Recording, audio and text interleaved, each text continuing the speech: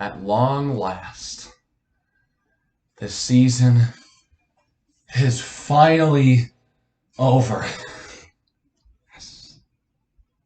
And Hawks lose 3-2 in overtime against the Buffalo Sabres on the road.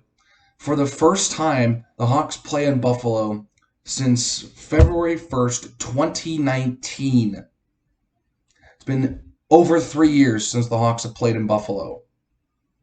Now, I wanted to sit down for this because I wanted to pay tribute to someone in the Sabres organization that is retiring today. Rick Jeanneret. RJ, a lot of people, he's been getting a lot of attention here in the last month because, he's been the Sabres television play-by-play guy since they became a franchise in 1970, 1971. I believe that's the season, if not, was the next season. Like, that's insane. That's a 50-year career right there. Doing one team, covering one team. That's dedication. And, he's come up with some of the most iconic homer calls of all time. Case in point, the Mayday call, where he screams Mayday like 6 times before yelling just Brad May wins it in overtime. Mayday, Mayday, Mayday. I mean, that is like one of the most iconic calls in NHL history, and that was by a regional broadcaster. I mean, we see regionals getting, major attention on some of these calls, but this is one that's like widely accepted as one of the greatest calls in NHL history. National, regional, anyone. I mean, he's got some really awesome calls and phrases like, I mean, he put that where mama hides the cookies. Who thinks of that? To say that after a top shelf goal. Who thinks of that? I don't know. And I don't know. I just wanted to salute him. And I'm not mad the Hawks lost, knowing that it's his final game and that the Sabres could send him off into retirement with a W in overtime. Yeah, Dominic Kubalik would score in the first, and Dylan Strome would score the Hawks' final goal of the season in the second period after Tage Thompson scored to make it 2-1 for the Hawks in the third period. Owen Power would score in the final 10 minutes, I believe, close to about the 5-minute mark, and tie the game, where Casey Middlestat would send Rick Jeanneret into retirement happy and would send the Hawks home and finally end this long and painful season. And it was a poor game. I'm honestly surprised the Hawks forced it to overtime. They had only 21 shots on net throughout the entire game. Can't do that. That's bad. That's really bad. But that's how things are, and they forced it to overtime. They got one final point, and how poetic. This season has been so bad, they've just couldn't buy themselves a win, and they just struggled to win in overtime. Fitting that they lose their final game in overtime. But yeah, I want to keep this short because I don't really want to have to look at the dreaded offseason that's ahead of us. The Hawks are in a very bad spot. Terrible spot. That's just the bottom line. They're in a horrendous spot.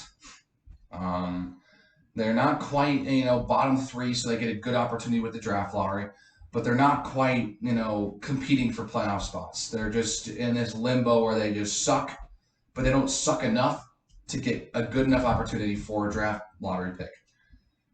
And who knows, maybe they do get a draft lottery pick. And if they do, they need to hit on this pick because Kirby Dach is looking like a bust right now. Kirby Dach, while I love him, has not been playing like a top 3 pick in the draft. I'll be honest. Has not been playing that like that. This team's been so bad this year that Dominic Kubalik scoring 15 goals seems like he had a great season. That is like third, fourth line level material. For a really good team. Dylan Strome gets over 20 goals. Hawks, I think, have Dylan Strome, Patrick Kane, and Alex DeBrincat who scored more than 20 goals this season. That stayed with the team the whole way. Brandon Hagel had more than that with the Hawks, but we traded him to Tampa Bay, and he's now chasing a cup with Tampa Bay, trying to see if they can do a three-peat.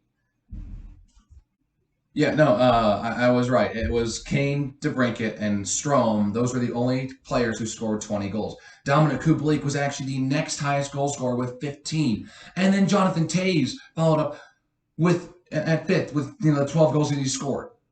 So that just shows how much we lack depth. If we had top 5 in scoring for a team should easily be over 20. You should have more than 5 players scoring over 20 goals for your team if you want to make the playoffs. Probably more than that. The Hawks didn't even have 10 players who scored 10 goals. They had, I think, 6. Radish was the only other one. And he didn't even score 10 for the Hawks. Kirby Dach was number 7 with 9 goals. If that doesn't tell you that the team was really bad, I don't know what else does. Hawks had 3 players with more than 50 points. Patrick Kane had like 60 assists, so he's like got 90 points on the season. Alex DeBrincat was next with over 75, and just over 50 points with Seth Jones this season. And he gets up there because, he's a defenseman, gets way more assists than goals. And yet Seth Jones was still in the top 10 scoring for the Hawks this season. So I don't know, man. We had 3 players who scored more than 50 points. That's, again, not good. So, yeah, again, if the team wants to change, they got to do a lot of things differently in the offseason. They got to change a lot of things. They got to really be proactive, and kind of a lot of things have changed in the organization. And I think that the season, because it's now over, they'll probably actually get the chance to do so and really think about the team and where they want to go with stuff. And they'll actually have a chance to address concerns with the team because there's not a season going on. So the team finished with 68 points in a terrible season, which, if you look back at some of these seasons, 68 points would be like borderline last place in the league. Not scoring 70 points is not something you want to do. That usually gives you a top 3 odd for a draft lottery pick. This season, the Hawks aren't even in the bottom 5 with 68 points. 5 teams did worse than us. The Devils, the Flyers, the Kraken, the Coyotes, and the Canadiens finished worse than us. The Hawks still finished bottom 3 in the Western Conference, though. But, I mean, look, they had like a really, really, really, really bad season. And yet they're not even going to get a top 5 odds for a draft lottery pick. What a weird season we were. I mean, the entire Eastern Conference has 100 points that makes the playoffs. All 8 teams have 100 points. And I mean, you want to see something crazy? Not only did the Arizona Coyotes come back to beat the Stars after being down 3 in the third, they were down 4-0 against the Predators in the first 10 minutes. And they came back and won 5-4 in regulation. And because Dallas won against Anaheim, that pushes Dallas to the wild card 1. Nashville falls to the wild card 2 and will have to play Colorado. Nashville's holding wild card 1 spot the entire season, and Dallas leapfrogs them on the last day of the season because Nashville blows a 4-0 lead in the first period to the Coyotes, and they lose in regulation. What a wacky league we're in. So, yeah, the playoffs are here. It's time to determine a champion. But for the Hawks, they'll be watching the playoffs at home, on the couch, on national television. Just watching like any average Joe like me and you, trying to see who wins the Stanley Cup. 16 teams are in the field. All the matchups are officially set. Only one can emerge a champion. Yeah, we know it's not going to be the Hawks. They're not even in the field this year. They finished in the bottom 10. They couldn't even finish in the bottom 5. They were so bad. They were so bad they can't even finish in the bottom 5 and get, even though they had a terrible season. Oh my goodness. Uh, this team was so bad this year. I really struggled to cover them this year. I'm going to be honest. I really, really struggled this year. So yeah, I'm going to get some updates on how the channel's going to change. Because I've been behind this season, especially about getting out videos. I told myself at the beginning, right before the Bears season started, it wasn't going to happen. I was going to stay on top of things. I wasn't going to get behind. And then I get 1 or 2 videos behind, and then it gets worse and worse and worse to the point where, I'm like 2 months behind schedule. So, yeah, I did it again. At least this isn't going to be like last year where I literally finish uploading videos for that season like the day before the Bears season starts. So I'm going to get this stuff out as fast as I can. I don't know when this video is going to come out, but it's going to come out well after the finish of the regular season. But, I mean, yeah, I think just the fact that I just don't care for editing right now shows how much I care about the team down the stretch here. My interest has gone down progressively more and more throughout the season, and it kind of hit a low, especially as the team entered April on just a terrible slump and just couldn't win a game. And I was just looking forward more to the playoffs, and baseball season was starting, and there was other stuff going on that I was like there's other things I'd rather pay attention to than the team that I cheer for in the NHL that is having a historically pretty bad season on and off the ice. Yeah, I've done enough talking. I'll address some of these other, things with me and the uploading of videos and whatnot, an update video and some other content I'll be posting throughout the summer. As for final thoughts about the 2021-2022 Chicago Blackhawks, it's embarrassing to the league. They got off to a horrendous start. They lost like their first 10 games, and in the process had a massive scandal breakout, proving that they prioritized winning over someone's safety. That is unacceptable and should be frowned upon. And the Hawks deservedly got backlash. And a lot of people saying it's putting the dynasty into question, and that makes me a bit, sad. I can see why it would put the 2010 championship in question, but personally, I don't know why it would affect the 2013 or 2015 teams. If something comes out specifically about those seasons, then maybe we can start talking about that. But I don't know about the first. I don't know. As of right now, you can't sit there and say that those teams had something to do with the 2010 team. I mean, especially the 2015. That's half a decade away. But I mean, it got off to such a bad start. The team never got good. Derek King came in after we fired Jeremy Colleton, and he won his first 4 games, and played pretty well up until Christmas. That was the best period of the season, from when we hired Derek King to Christmas. And yet we had a 4-game winning streak, and then from there on out it was pretty much loss win, and we were actually consistently winning. Like, that was the thing. Even though we didn't build a winning streak after the 4-game winning streak, it was, we were still winning games consistently, even if it was a loss-win format. But ever since we came back from Christmas break, the team has been terrible, can't get anything going, and they were bad at the beginning of the season. They had probably about 20-25 game stretch where they weren't, absolutely horrendous. And then after Christmas, it was all downhill, and they fell apart. The team finishes with just 4 winning streaks this season. The 2 4-game winning streaks and 2 2-game winning streaks. Oh my gosh. That is absolutely awful. You can't even win 2 games in a row more than 4 times this season.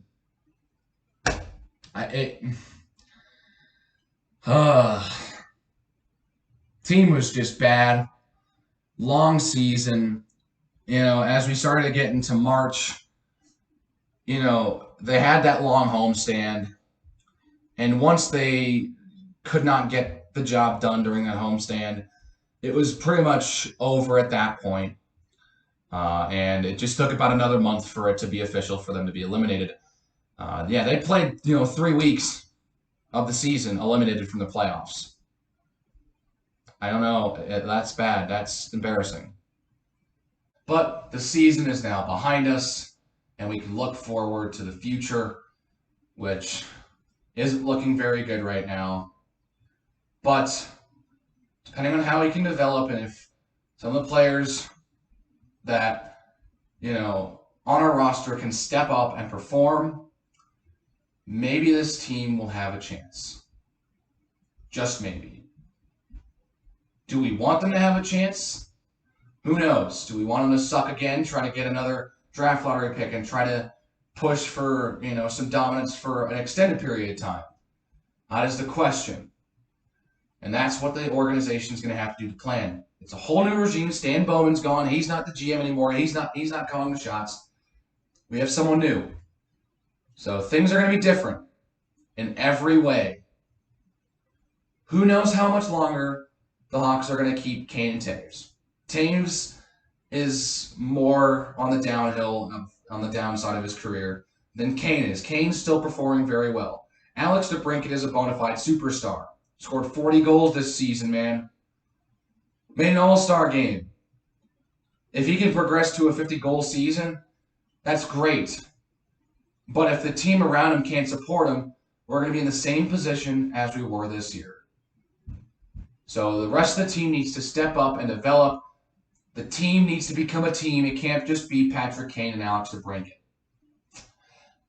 And that is how the team will progressively get better. If we address the defense and address the back end and get some more scoring production from the rest of the team